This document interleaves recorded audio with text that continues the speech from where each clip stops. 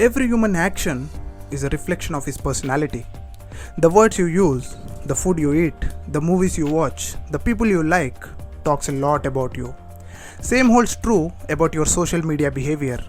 We can build your personality structure by looking at your social media accounts. All we need is the big data. The data about the posts you like and dislike, the videos you share, the people in your friends list, the private messages you send. Your social media account is your digital personality.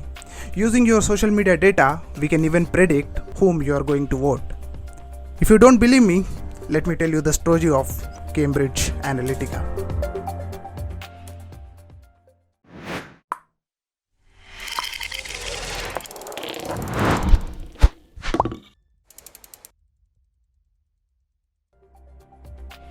So, the story starts in 2014. Alexander Kogan, a young lecturer at University of Cambridge, as a part of what is meant to be an academic research, creates an app called Your Digital Life. It's a kind of survey app which will ask user to answer some questions, and based on those questions, it will create your personality profile. In simple words, it will tell you what kind of person you are. To log into this app, you need to use your Facebook credentials. As a part of login process, it asked for access to user Facebook profiles, locations, and what are their likes and dislikes. In return for providing this information, users were paid some money as reward. This app was not big, not so famous, only 270,000 people ever used it. But the intention behind this app was totally different. Today when we sign up for any app, it will ask us to accept the privacy statement. It simply talks about what data they are going to access and what they are going to do with that data. We don't give much importance to this, we blindly accept it. Exactly here, Alexander Kogan played his trick. By accepting to the privacy statements, user gave permission to even access the profiles of his or her friends in the friends list. By this way, he was able to gain access to millions of Facebook users. Initially, it was estimated that he got access to 50 million Facebook users account, but the final number suggests that more than 87 million accounts were compromised.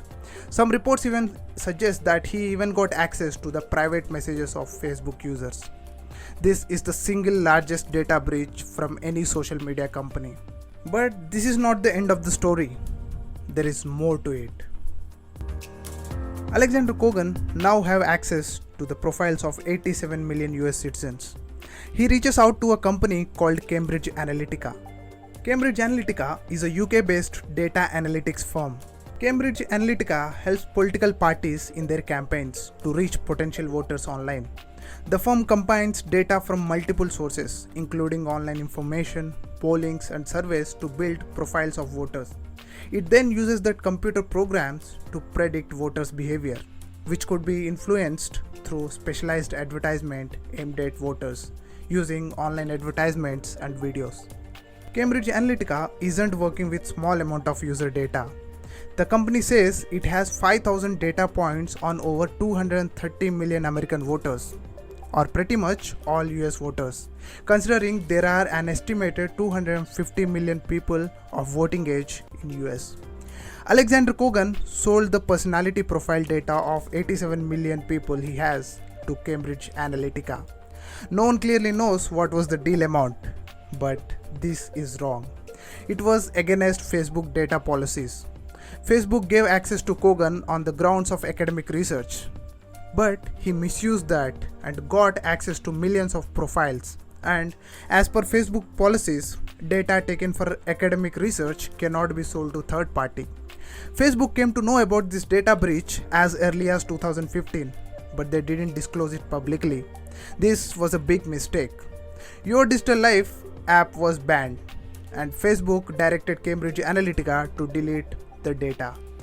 Cambridge Analytica informed Facebook that the data was deleted, but in reality, they didn't.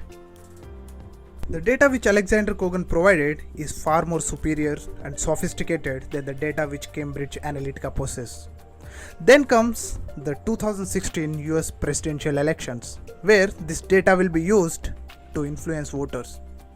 The Trump campaign hired Cambridge Analytica to run data operations during 2016 elections. Steve Bannon, who eventually became Trump's chief strategist, was also reportedly vice president of Cambridge Analytica's board. According to a whistleblower, Christopher Wiley, data provided by Alexander Kogan allowed firm to build software solutions to help influence the choices in elections. Wiley claimed the data sold to Cambridge Analytica was then used to develop psychographic profiles of people and develop pro-Trump material to them online. Sounds complicated, right? Let me simplify this for you. Cambridge Analytica understood the psychology of voters using Facebook data. In the regions where voters were against Trump or neutral were targeted and bombarded with pro-Trump advertisements. Contents were tailor-made for different categories of people, concentrated on their fears and insecurities. Throughout the day, it was just Donald Trump in their Facebook feed. It is in human psychology that if you repeatedly listen positive about someone, you will start believing that. That's exactly what happened during 2016 elections. No one clearly knows to what extent this helped Trump to win the elections or how many voters became Trump supporters. But when it comes to elections, even one vote can decide your victory.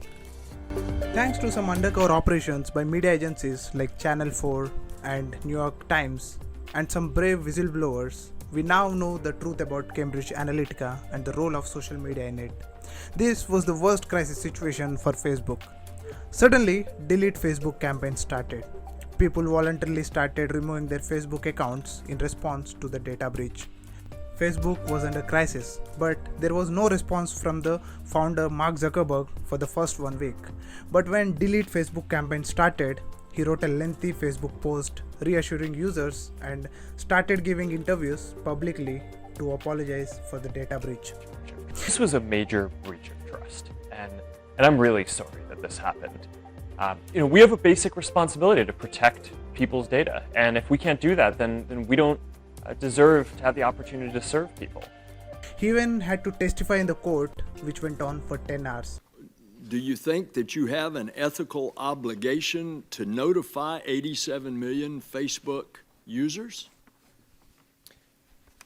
Senator, when we heard back from Cambridge Analytica that they had told us that they weren't using the data and had deleted it, we considered it a closed case. In retrospect, that was clearly a mistake. We shouldn't have taken their word for it, and we've updated our policies and how we're going to operate the company to make sure that we don't make that mistake again. Facebook has cleaned up some of its privacy policies, and it is no longer possible for friends to share so much of information about you. But the most affected company was Cambridge Analytica. An investigation was launched about its operations worldwide. It revealed some shocking facts. Cambridge Analytica played a major role in unduly influencing voters during Brexit campaign, a voting process through which Britain exited European Union. It even had its connection in India. Congress and Janata Dal were its clients during 2010 elections, but investigation didn't find anything material. Finally, Cambridge Analytica had to close its operations in 2018 and file for bankruptcy. We live in a democratic world where we believe that voters have free will to choose their leader. But can we say the same thing with confidence after knowing what Cambridge Analytica did? Maybe we have to rethink.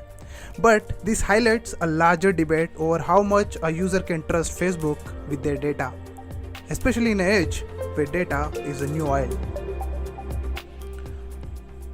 So that's the video, guys. If you like my content, consider subscribing to my channel. And don't forget to smash that bell icon to be notified every time I release a new video. Thanks for watching. This is Curious Monk, signing off.